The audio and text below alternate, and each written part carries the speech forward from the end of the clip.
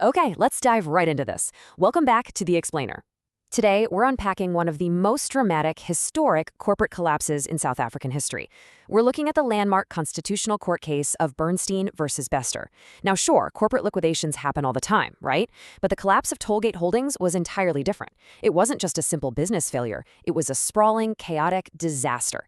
It left investors totally empty-handed, spawned warrants for fraud, and triggered a massive constitutional showdown over a very tricky question. Where exactly do we draw the line between a citizen's right to personal privacy and the public's right to know where the money went? To really understand the gravity of this case, you just have to look at the numbers. 400 million rand. That is the staggering amount of unpaid debt left behind when Tollgate Holdings was placed under final liquidation back in January of 1993. And remember, in 1993 money, that was an absolutely earth-shattering financial crater. The market capitalization of Tollgate had previously been sitting at over $220 million, made up of over 40 million shares. And then, almost overnight, those shares became entirely worthless.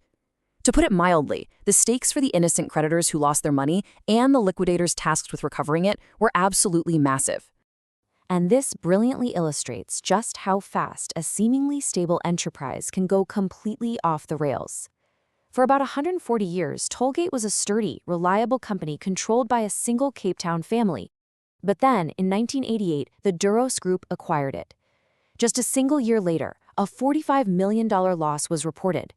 By 1990, an entirely new consortium took over the reins. Fast forward to 1993, and the whole thing is in final liquidation, with multiple directors facing warrants of arrest for fraud and theft. It was, honestly, a dizzying corporate carousel.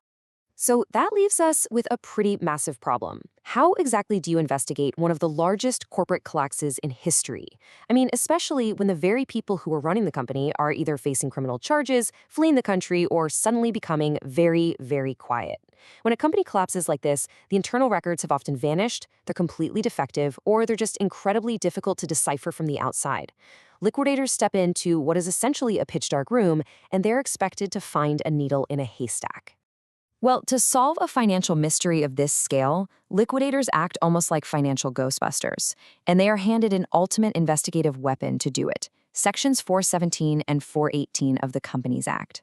These sections provide sweeping, inquisitorial powers to the master of the court or the liquidator. Essentially, they allow liquidators to summon literally anyone who might know anything about the failed company's trade, dealings, or property. These laws are specifically designed to drag hidden information into the light so liquidators can reconstruct the facts that the company ought to possess. Let's actually look closely at what these sections allow, because these are immense detective-like powers.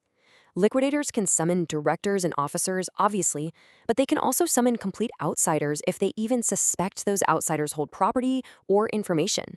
They can examine witnesses under oath, and they can demand the production of private books and papers. And it gets even more intense.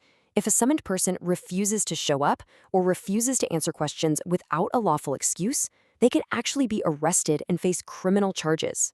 No joke. So you can probably immediately see the friction here, right?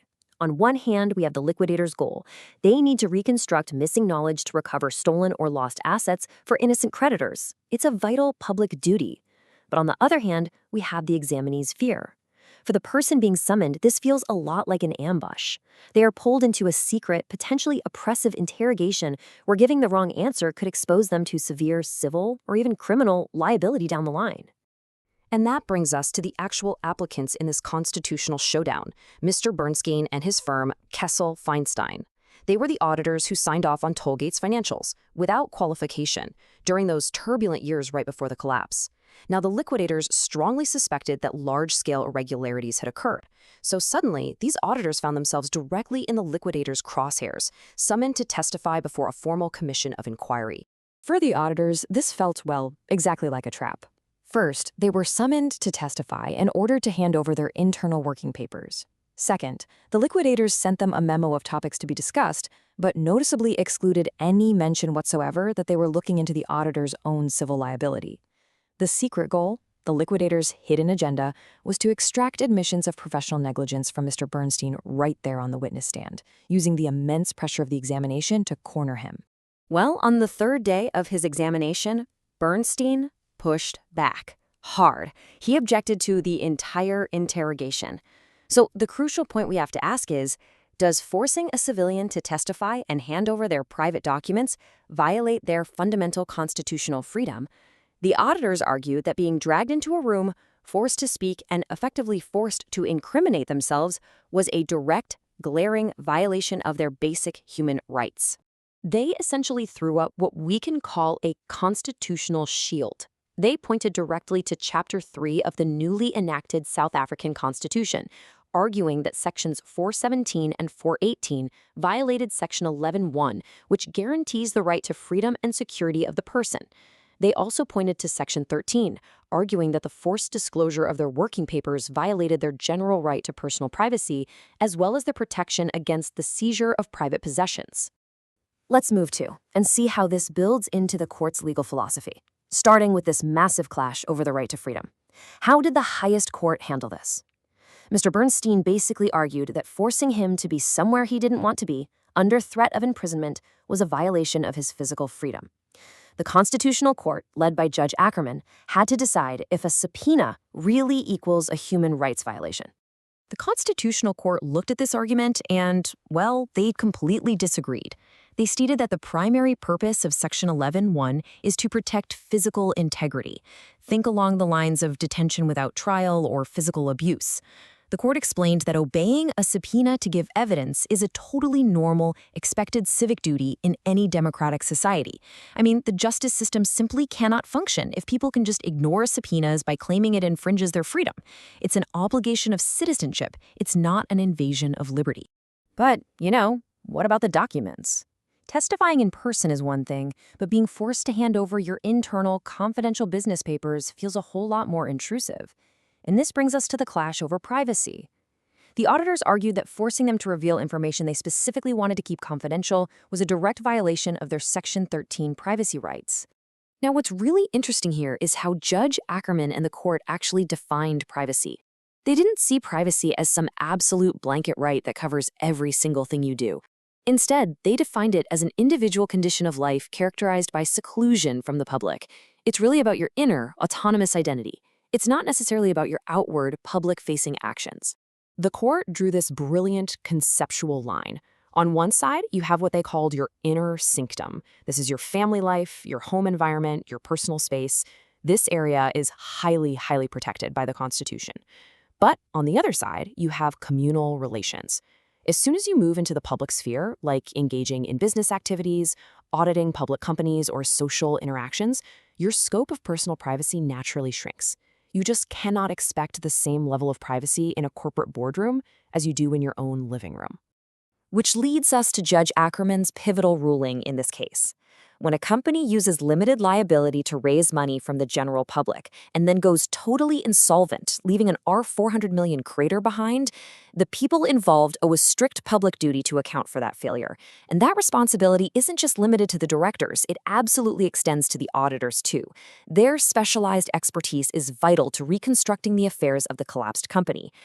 As the court put it, leaning heavily on international legal precedents, persons who fall into the category of businessmen inevitably and knowingly lay themselves open to close scrutiny. The overarching message here is pretty clear. When you choose to operate in the corporate world, especially auditing a publicly traded company, you implicitly agree to a level of public accountability.